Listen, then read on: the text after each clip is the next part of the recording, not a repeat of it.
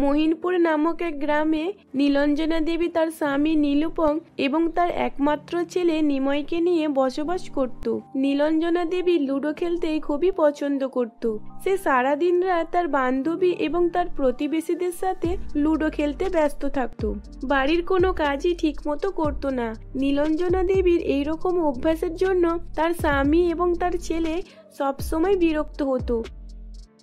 একদিন সকালে নীলঞ্জনা দেবী তার বাড়িতে প্রতিবেশীদের সাথে বসে লুডো খেলছিল।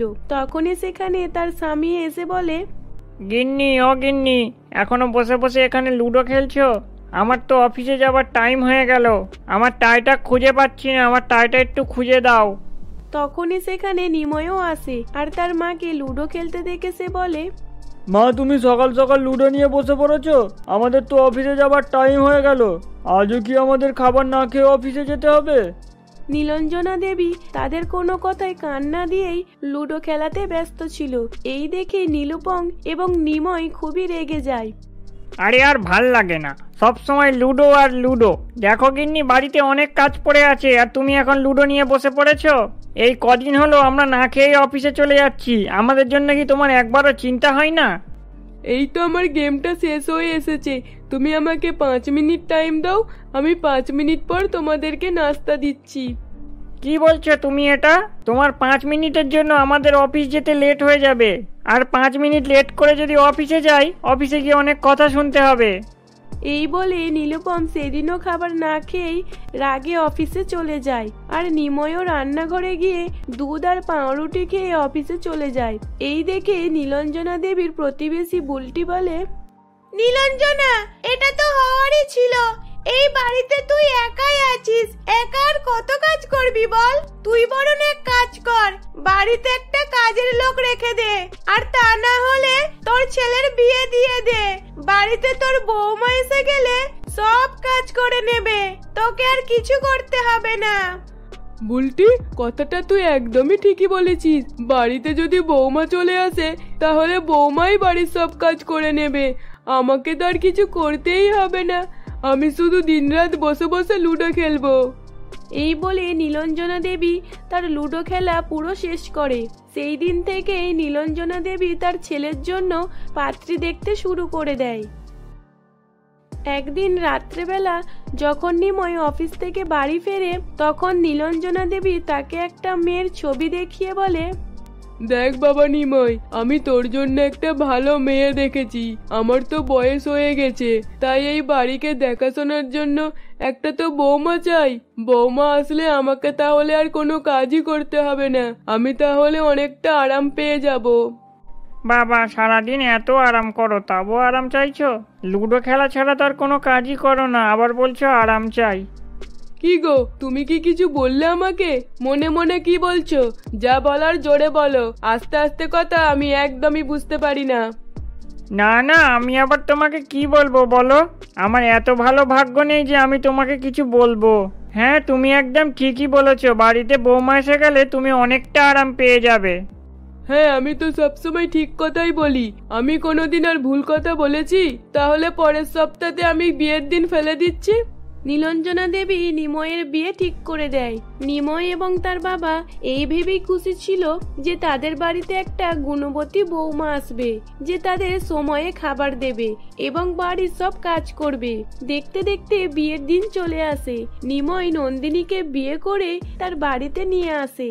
বিয়ের পর নন্দিনী বাড়ির সমস্ত কাজ করত, আর তার স্বামী এবং তার শ্বশুর মশাইকে টাইমে খাবার দিত। একদিন নীলঞ্জনা দেবী একা তার রুমে বসে লুডো খেলছিল। তখনই তার বৌমা নন্দিনী এক গ্লাস দুধ নিয়ে তাকে দিতে যায়। মা, এই নিন, আমি আপনার জন্য দুধ এনেছি, আপনি আগে দুধটা খেয়ে নিন, তারপর লুডো খেলবেন।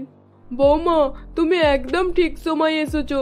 দেখো না, আজ আমার কোনো বান্ধবী আসেনি আমার সঙ্গে লুডো খেলতে। তুমি যখন এসেই পড়েছো, চলো আসো, আমরা শাশুড়ি বৌমা মিলে লুডো খেলা হোক।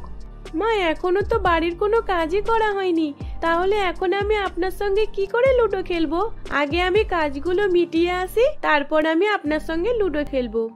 আরে বাবা বৌমা, রাখো দেখিনি তোমার কাজ। আমি ওই রকম শাশুড়ি মা নয় যে তোমাকে কাজের জন্য কথা শোনাবো। কাজ পরে হবে, আসো এখন লুডো খেলা হবে। নীলাঞ্জনা দেবীর কথাতেই তার বৌমা নন্দিনী তার সাথে লুডো খেলতে বসে পড়ে। লুডো খেলতে খেলতে রাত হয়ে যায়। নন্দিনী তখনও বাড়ির কোনো কাজই করেনি, বাড়ির সমস্ত কাজ পড়েছিল। রাত্রেবেলা যখন নীলুপম এবং নিময় বাড়ি ফেরে তখন তারা দেখে যে বাড়ির সব জিনিস আগোছালো করা রয়েছে। এই দেখে নীলুপম তার ছেলেকে বলে, বাড়ির একই অবস্থা করে রেখেছে, এমন মনে হচ্ছে এটা বাড়ি নয়, একটা ক্যাচড়া ফেলার জায়গা। বাবা, নন্দিনী এই বাড়ি ছেড়ে চলে যায়নি তো? আমার মনে হচ্ছে মা ওকে কিছু বলেছে, তাই জন্য ও এ বাড়ি ছেড়ে চলে গেছে, আর তাই জন্যই বাড়ির অবস্থা এমন হয়ে আছে। বাবা নিমাই, এরকম কথা বলিস না।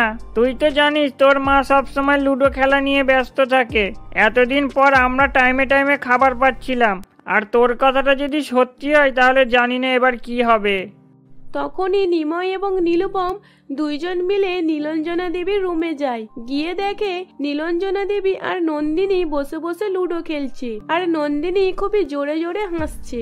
এই দেখে নীলুপম তার মাথায় হাত দিয়ে বলে, হাই ওপরবেলা, এটা কি দেখছি আমি? একটা কি কম ছিল, আবার আর একটা পাঠিয়ে দিলে। এবার আমাদের দুজনের কি হবে? নন্দিনী, এটা কি করছো তুমি? বাইরে সব কাজ পড়ে আছে আর তুমি এখানে বসে বসে লুডো খেলছো? তাড়াতাড়ি যাও, আমার জন্য খাবার রেডি করো, আমার খুব জোরে খিদে পেয়েছে। খাবার? কিন্তু আমি তো আজ খাবার বানাইনি। খেলতে খেলতে আমি তো ভুলেই গিয়েছিলাম খাবার বানানোর কথা, তাই আজকে খাবার বানানো হয়নি। কি, খাবার বানানো হয়নি এখনো? তাহলে এখন আমরা কি খাবো? আর মা, তুমি তোমার মতোই বানিয়ে দিলে নন্দিনীকে। তুমি রাগ করো না, তুমি হাত মুখ ধুয়ে টেবিলে বসো, আমি এক্ষুনি খাবার বানিয়ে নিয়ে আসছি। বাবা যান, আপনিও গিয়ে বসুন, আমি সবার জন্য খাবার বানিয়ে নিয়ে আসছি। এই বলে নন্দিনী খাবার বানাতে চলে যায়। খাবার বানাতে বানাতে নন্দিনীর অনেক রাত হয়ে যায়। অনেক রাত্রেবেলা সবাই একসঙ্গে খাবার খায়। রোজেরই এইরকম রাত হয়ে যেত, কারণ নন্দিনীও এবার তার শাশুড়ি মায়ের সঙ্গে সারাদিন লুডো খেলতো। এই দেখে নিময় এবং তার বাবা খুবই বিরক্ত হয়ে পড়ে। একদিন নন্দিনী খাবার বানানোর জন্য রান্নাঘরে যায়। রান্নাঘরে গিয়ে নন্দিনী কুকারে ডাল সিদ্ধ করার জন্য গ্যাসে বসিয়েছিল। তখনই তার শাশুড়ি মার আওয়াজ শুনে নন্দিনী তার রুমে লুডো খেলতে চলে যায়। এদিকে আস্তে আস্তে কুকারে সিটি হতে থাকে। তারা শাশুড়ি বৌমা লুডো খেলাতে এতই ব্যস্ত ছিল যে তাদের কোনো দিকে ধ্যান ছিল না। আর কিছুক্ষণ পরেই কুকার খুব খারাপ অবস্থায় বাস্ট হয়ে যায়। খুব জোরে আওয়াজ হওয়ার কারণে নিময় ও তার বাবা রান্নাঘরে ছুটে আসে। রান্নাঘরের ওই রকম অবস্থা দেখে নিময় নন্দিনীকে এবং তার মাকে ডেকে বলে, নন্দিনী, দেখো কি অবস্থা হয়েছে এখানে। আজ তোমাদের এই লুডো খেলার জন্য কারোর জীবনও যেতে পারতো। এবার বন্ধ করো তোমাদের এই লুডো খেলা। ব্যাস, অনেক হয়েছে তোমাদের এই লুডো খেলা।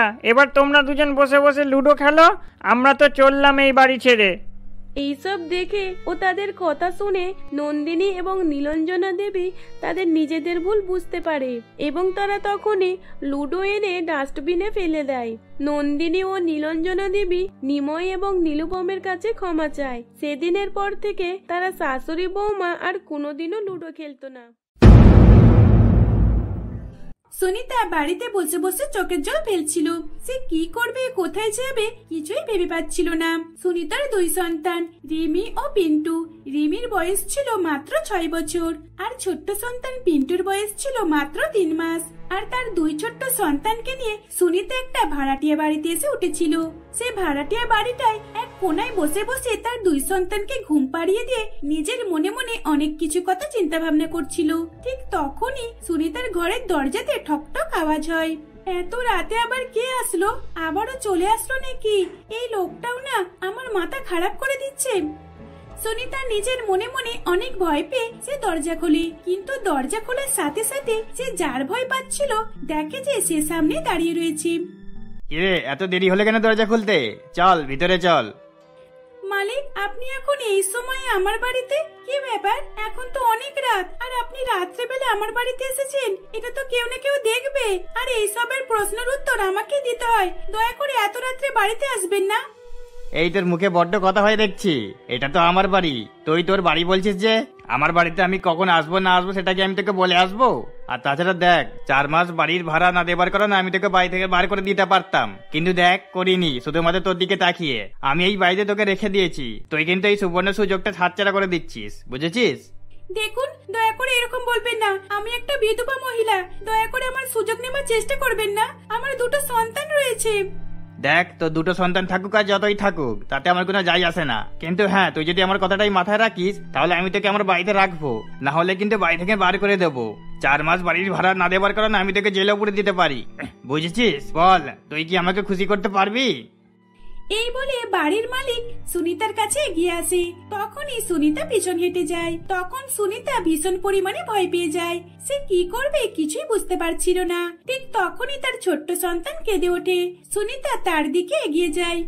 এই তো পিন্টু, আমি তোমার কাছেই আছি। আমি কোথাও যাইনি, এখানেই আছি। তোর এই ছোট সন্তানকে এখনই উঠতে মন গেল? কত ভালোভাবে কথা বলছিলাম আমরা, ব্যাস আমাদের বীজখানে চলে আসলো। বাড়ির মালিকের কথা শেষ হতে না হতে তখন আবারও সে দেখে যে সুনিতার বড় মেয়ে রিমিও উঠে পড়েছে। তখন বাড়ির মালিক সুনিতাকে বলে, দেখ সুনিতা, আজকে আমি চলে যাচ্ছি, কিন্তু আমি আবারও আসবো। তুই কিন্তু রেডি থাকিস, এবার আমি আর তোকে ছাড়বো না।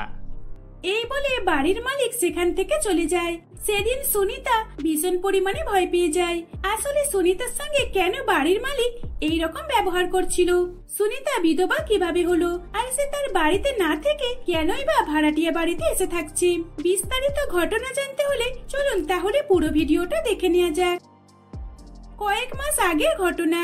সুনিতা তার স্বামী রামমোহন এবং রিমি আর তার শাশুড়ি মা পল্লবী দেবীকে নিয়ে মন্দারমণিপুর গ্রামে বসবাস করে। সুনিতার স্বামী রামমোহন সে ছিল একজন কুলি। দাদা, কোথায় নিয়ে যেতে হবে বলুন, আমি বয়ে দিচ্ছি। কিন্তু কত টাকা নেবেন? ওই তো 150 টাকা। এইভাবেই সারাদিন রামমোহন কুলির কাজ করে 2-4 পয়সা রোজগার করে বাড়িতে নিয়ে আসতো। তাদের যেমন হোক করে দিন কেটে যাচ্ছিল। দেখতে দেখতে বেশ কিছুদিন অতিবাহিত হয়ে যায়। একদিন রামমোহন কাজ থেকে বাড়িতে আসতে না আসতে তার বউ সুনিতা তাকে একটা খুশির খবর দেয়।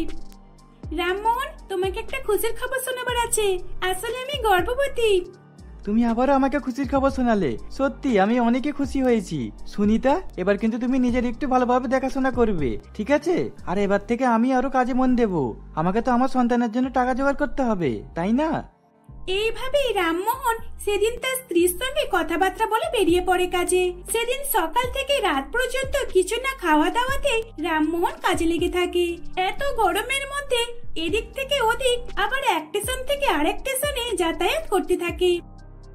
পরের দিন সকালবেলা আবারও রামমোহন কাজে গিয়ে ঠিক একই রকম ভাবে কষ্ট করে টাকা রোজগার করছিল। কিন্তু হঠাৎই রামমোহন একটা ব্যাগ ট্রেন থেকে নামাতে গিয়ে সে নিজে ট্রেনের ফাঁক দিয়ে রেল লাইনে পড়ে যায়। রামমোহন অনেক ওঠার চেষ্টা করছিল, কিন্তু সঙ্গে সঙ্গে ট্রেনের বাসে বেজে যায় আর তারপর ট্রেন ছেড়ে দেয়। সঙ্গে সঙ্গে রামমোহনের উপর দিয়ে ট্রেন চলে যেতে থাকে। কিছুক্ষণের মধ্যে রামমোহনের নিঃশ্বাস বন্ধ হয়ে যায় আর রামমোহন মারা যায়। এই খবর যখন রামমোহনের স্ত্রীর কানে পৌঁছায় তখন সুনিতা তার মেয়ে এবং শাশুড়ি মাকে নিয়ে চলে আসে স্টেশনে। রামমোহন, রামমোহন ওঠো, দেখো তুমি আমাদেরকে এরকম ভাবে ছেড়ে যেতে পারো না। ওঠো, দেখো তুমি তোমার ছোট্ট সন্তানের মুখ না দেখে চলে গেলে, এটা কি করে হতে পারে? এইভাবে সুনিতা রামমোহনের মৃতদেহটা ধরে কান্নাকাটি করছিল। তার ছোট্ট মেয়ে রিমি সেও কান্নাকাটি করছিল। এদিকে তার শাশুড়ি মা ছেলে চলে যাবার শখে তার একটু কষ্ট হচ্ছিল ঠিকই, কিন্তু একদিক দিয়ে সে মনে মনে হাসছিল আর ভাবছিল, এবার আমি বৌমাকে দিয়ে অনেক কাজ করাবো, যেগুলো বৌমা কল্পনাই করতে পারেনি। এবার আমি বৌমাকে দিয়ে আমার একটা এমন বিজনেস চালাবো যেটাতে আমার অনেক টাকা লাভ হবে। এইভাবে পল্লবী দেবী নিজের মনে মনে অনেকে খুশি হয়। দেখতে দেখতে বেশ কয়েক মাস কেটে যায়। এদিকে 9 মাস কেটে যাবার পর সুনিতা একটা ছেলে সন্তানের জন্ম দেয়। তার কিছুদিন পরে সুনিতা বাড়িতে ফিরে আসে। বাড়িতে আসার সাথে সাথে সুনিতার শাশুড়ি মা সুনিতাকে বলে, দেখো বৌমা, এখন আমার ছেলে এই বাড়িতে নেই। আমার ছেলে যতদিন ছিল আমার ছেলেই কাজ করতো আর সেই টাকাতেই আমাদের সংসার চলতো। কিন্তু এখন রোজগার করার মতো কেউ নেই, তাই আমি একটা রোজগারের পথ বার করেছি। আমি যেটা বলবো সেটাই তোমাকে শুনতে হবে। মা, আপনি কি এমন রোজগারের পথ বার করেছেন? ঠিক আছে, আপনার কথা তো আমি সবকিছুই শুনবো। এখন আপনি ছাড়া আমাদের এই পৃথিবীতে তো কেউ নেই। হ্যাঁ, এইভাবেই ঠিক আমাদের কথা শুনে যাও। আমি যেটা বলবো সেটাই তোমাকে করতে হবে। এই বলে পল্লবী দেবী নিজের রুমে চলে যায়। সে কাউকে একটা ফোন করে বলে, এই আজকে রাত্রিরে তোরা দুইজন মিলে আমার বাড়িতে চলে আয়। আমার বৌমা এখন নিজের রুমে একাই ঘুমাচ্ছে আর ওর 2 সন্তান ঘুমিয়ে পড়েছে। এখন আমার বৌমাকে ফ্রি পেয়ে যাবি। আর হ্যাঁ, মনে করে আমার টাকাটা সঙ্গে করে নিয়ে আসবি। টাকা না হলে আমি কিন্তু তোদের বাড়ির ভিতরে ঢুকতে দেব না। সেদিন পল্লবী দেবী এই কথা বলে ফোন রেখে দেয়। সেদিন রাত্রেবেলা সুনিতা নিজের রুমে গিয়ে তার 2 সন্তানকে নিয়ে ঘুমাচ্ছিল। আর ঠিক তখনই তার রুমের দরজার আওয়াজ শুনতে পায়। তখন সুনিতা ভাবে যে হয়তো তার শাশুড়ি মা এসেছে, কিন্তু সে যখন দরজা খুলে সে দেখে যে 2টো লোক দাঁড়িয়ে রয়েছে। আপনারা কারা? কাকে চান? আর এখানে কি করছেন? আপনারা বাড়ির ভেতরে ঢুকলেন কিভাবে? এই একদম কোনো কথা বলবি না। আমরা এখানে অনেক টাকা দিয়ে এসেছি শুধুমাত্র তোর জন্য। আমরা তো শাশুড়ি মাকে 10 লক্ষ টাকা দিয়ে ঢুকেছি। আর তুই কি বলছিস তুই আমাদেরকে চিনিস না? তোকে চিনতেও হবে না, আমরা তো তোকে চিনি। এইভাবেই সে অচেনা 2 লোক বিধবা সুনিতার সঙ্গে অনেক জোর জবরদস্তি করতে থাকে। সুনিতা তাদের হাত থেকে বাঁচার চেষ্টা করছিল, কিন্তু সুনিতা বাঁচতে পারছিল না। কিছুক্ষণ পর সেই অচেনা 2 লোক তাদের কাজ মিটিয়ে সেখান থেকে চলে যায়। সুনিতা তার শাশুড়ি মায়ের এইরকম ব্যবহার জানতে পেরে গিয়েছিল। পরের দিন সুনিতা রাত্রেবেলা তার 2 সন্তানকে নিয়ে বাড়ি থেকে লুকিয়ে চলে যায়। তোদের 2 জনকে এখন কি খাওয়াবো বলতো? এত রাত্রেবেলা আমি কার কাছে গিয়ে উঠবো? সুনিতা এইসব ভাবনা চিন্তা করতে করতে সে দেখতে পায় সে একটা গ্রামের মধ্যে ঢুকেছে। তাই তখন একটা অচেনা বাড়ি থেকে দরজার কলিং বেলটা বাজায়। তখন বাড়ির মালিক সেখান থেকে বেরিয়ে আসে। মালিক, আমাদেরকে একটু সাহায্য করুন। দেখুন না, আমি আমার 2 সন্তানকে নিয়ে এখন এত রাত্রে কোথায় যাব? আপনার বাড়িতে যদি একটু জায়গা দিতেন তাহলে অনেক সুবিধা হতো। সুনিতার এই কথা শুনে বাড়ির মালিক তাকে একটা নিজের ভাড়াটিয়া বাড়ি দেয়। তখন সেই বাড়িতে সুনিতা তার 2 সন্তানকে নিয়ে বসবাস করতে থাকে। কিন্তু সুনিতার সেখানেও কোনো শান্তি ছিল না। বাড়ির মালিক তাকে বিরক্ত করার জন্য রাত্রেবেলায় চলে আসতো। এইভাবেই সুনিতা প্রতিদিন রাত কাটাচ্ছিল। সুনিতা বুঝতে পারছিল না সে বাড়ির মালিকের হাত থেকে কিভাবে বাঁচবে। তাই একদিন রাত্রেবেলা সুনিতা মনে মনে ঠিক করে, হে ঈশ্বর, তুমি কেন আমাকে এত দুর্বল বানালে? না, আমি কোনো মতেই দুর্বল নই। আমি এভাবে হেরে যেতে পারি না। এক তো আমার স্বামী চলে গেল, আর তার উপর আমার শাশুড়ি মা এত লোভী যে আমাকে টাকা দিয়ে ইনকাম করাচ্ছিল। না, আমি এভাবে কারোর কাছে হেরে যেতে পারি না। আমাকে কিছু একটা করতেই হবে। সুনিতা মনে মনে ঠিক করে নেয় যে সে বাড়ির মালিককে একটা উচিত শিক্ষা দেবে। সেদিন রাত্রেবেলায় যখন বাড়ির মালিক সুনিতার কাছে আসে আর তার হাত ধরে অনেক জোর করতে থাকে, তখনই সেখানে বাড়ির মালিকের মেয়ে প্রিয়াঙ্কা চলে আসে। বাবা, ছি ছি বাবা, তুমি এতটা নিচে নেমে যেতে পারো এটা তো আমি কখনোই ভাবতে পারিনি। আমি তোমাকে আমার বাবা বলে আর মানছি না। ওটা একটা বিধবা মেয়ে। আজ আমি যদি ওনার জায়গায় থাকতাম তাহলে তুমি আমার সঙ্গে এরকম ব্যবহার করতে? ছি বাবা। তখন প্রিয়াঙ্কার বাবা মানে বাড়ির মালিক লজ্জায় মাথা হ্যাট করে নেয়। মেয়েকে দেখে সে অনেকে ভয় পেয়ে যায়। তখন প্রিয়াঙ্কা পাশের এক পুলিশ স্টেশনে ফোন করে আর তার বাবাকে নিয়ে চলে যেতে বলে। সেদিনের পর থেকে সুনিতা তার 2 সন্তানকে নিয়ে হাসি খুশিতে দিন কাটাতে থাকে।